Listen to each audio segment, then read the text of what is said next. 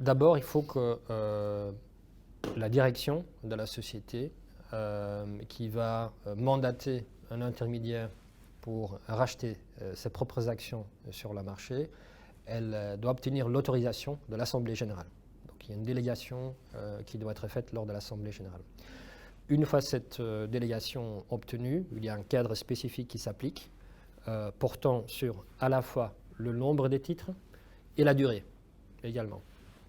Donc après, il faut renouveler et chaque fois demander l'autorisation de l'Assemblée générale. Alors souvent, ça s'inscrit également, enfin évidemment, dans des objectifs financiers et économiques. C'est ou bien, par exemple, quand un grand groupe a dégagé beaucoup de bénéfices et ces bénéfices ne sont pas tout de suite à investir dans des grands projets de transformation. Elle ne veut pas garder trop de liquidité sur le blanc parce que voilà, si ça ne rapporte pas autant. Donc elle décide à ce moment-là de racheter ses propres actions sur le marché. Ça a quoi comme conséquence? C'est que si la société elle rachète ses propres actions, encore une fois, très encadrées dans la durée et par rapport à un prix aussi qui doit être fixé, ou une fourchette de prix, parce qu'elle ne peut pas comme ça racheter tes actions à n'importe quel prix, tout ça c'est encadré. Elle en fera quoi? Donc, ou bien elle va les annuler, ça veut dire qu'il y aurait moins d'actions en circulation, ce qui veut dire c'est que le bénéfice, s'il est le même après l'opération, les bénéfices vont être donc distribués sur un nombre d'actions réduit.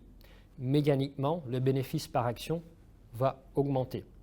Si les bénéfices par action augmentent, ça devrait également avoir un effet positif sur le cours parce qu'on utilise des ratios comme le prix sur bénéfice, par exemple aussi avec un multiple qui doit mécaniquement être ajusté à ce moment-là.